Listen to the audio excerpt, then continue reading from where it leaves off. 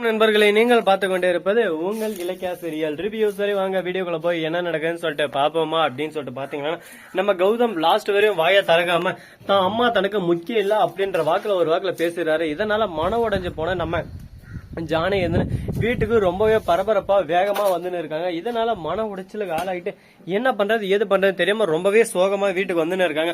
அப்ப திடீர்னு அந்த வெயில் அவங்க மண்டையில அப்படியே சும்மா ஒரு பக்கம் இதாகி கீழே மயக்கு மட்டும் எழுதுறாங்க. உடனே அந்த இடத்துல இருந்து நம்ம கார்த்தி எப்படி அந்த இடத்துல கார்ல வந்திருந்தோம் அப்ப கார்த்தி தூக்கி வந்து படுக்க வச்சு அடுத்த செகண்ட் டாக்டர் வர வைக்கிறாங்க. டாக்டர் வந்து பாத்துட்டு, ஐயோ என்னங்க உங்களுக்கு எந்த பிரச்சனையும் இல்ல, மைண்டுக்குள்ள எதோ தேவையில்லாத குழப்பம் இருக்கு, பிரஷர் அதிகமா இருக்கு, பிபி அதிகமானே இருக்கு, இப்படியே போயின்னு இருந்தா சொல்ல முடியாது, சீக்கிரம் எதனா ஆகிறதுக்கும் ஆபத்து இருக்கு அப்படின்னு சொல்லிட்டு சொல்றாங்க. என்ன டாக்டர் சொல்றீங்க, இதுக்கு என்னதான் முடிவு அப்படின்னு சொல்லிட்டு அவங்க எதை நினைச்சு குழம்பின்னு இருக்காங்களோ அந்த விஷயத்தை ஃபர்ஸ்ட் அவங்களை தெளிவாக்குங்க அப்படின்னு சொல்லிட்டு சொல்றாங்க. எல்லாமே உங்க அண்ணன் விஷயம் தான் சொல்லிட்டு கார்த்திக் புரிய வருது. கார்த்திக் தான் அண்ணன் கிட்ட பேசணும்னு சொல்லிட்டு அதே அட்ரஸ் கார்த்தியும் போறாரு. போயிட்டு தான் அண்ணன் கிட்ட பேச போறாரு.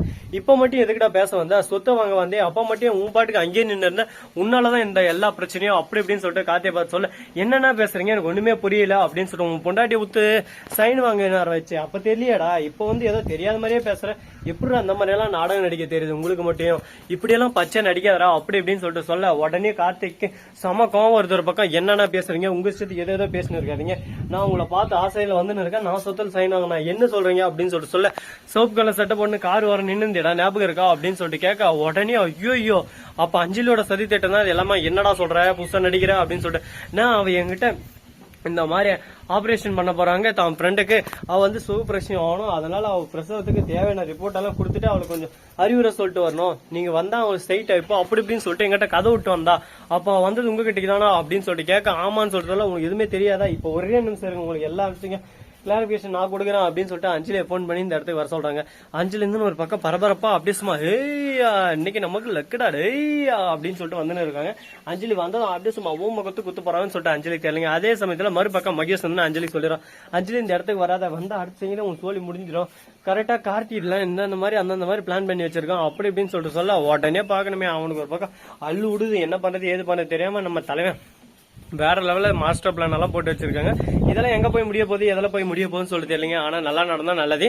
சரி இப்படியெல்லாம் ஒரு பக்கம் நடந்து இருக்க, மறுபக்கம் என்ன நடக்குதுன்னு சொல்லிட்டு பாத்தீங்கன்னா, கரெக்டா நம்ம பைரவி இருக்காங்களா அவங்களுக்கு இந்த விஷயம் தெரிய வந்துச்சுன்னா நம்ம அஞ்சலியோட நிலைமை என்ன ஆகும் யோசிச்சு பாருங்களா. போய் நீ ஒரு ஆளே என் புள்ள சொத்து ஆட்டைப்பட பாக்குற அப்படி இப்படின்னு சொல்லிட்டு அடி வெளுத்து விட்டுருவாங்க. ஆனா இந்த விஷயம் எதுவுமே அவங்களுக்கு இன்னும் தெரிய காணும். தெரிஞ்சுச்சுன்னா அவ்வளவுதான், நம்ம அஞ்சலி வாழ்நாள்ல இனிமே எங்கேயுமே தலை காட்ட முடியாத மாதிரி பண்ணி விட்டுப்பாங்க. சரி இப்படியெல்லாம் ஒரு பக்கம் போயின்னு இருக்க, அதே சமயத்துல நம்ம ஜானகியோட இப்ப கண்டிஷன் எப்படா இருக்கு, அவங்களுக்கு எதனா ஆயிருமா, உயிர் பொழைப்பாங்களா அப்படி இப்படின்னு சொல்லிட்டு பல பேர் பல கமெண்ட்ஸ் பண்ண இருக்கீங்க. அது எல்லாத்துக்கும் ஒரு தீர்வு கிடைக்கும், தீர்வு வர நேரத்தில் எல்லாத்துக்கும் ஒரு தெளிவு பிறக்கும் அப்படின்ற மாதிரி தான் ஒரு பக்கம் போயின்னு இருக்கு. பாப்போம் பொறுமையா இன்னும் என்னென்ன நடக்க போகுது ஏது நடக்க போகுதுன்னு சொல்லிட்டு. அது மட்டும் இல்லாம இந்த வீடியோ பிடிச்சிருந்தா லைக் பண்ணுங்க, கமெண்ட் பண்ணுங்க, ஷேர் பண்ணுங்க, டிண்டிங் பெல்ல தட்டி விட்டு போங்க. அப்பதான் நான் போற அடுத்த வீடியோ உடனுக்குடன் நோட்டிபிகேஷன் வந்து கொண்டே இருக்கும். மிக்க நன்றி, தேங்க்ஸ் ஃபார் வாட்சிங், டாடா, see you, நன்றி, வணக்கம், வந்தனம், பர்கர் தருக.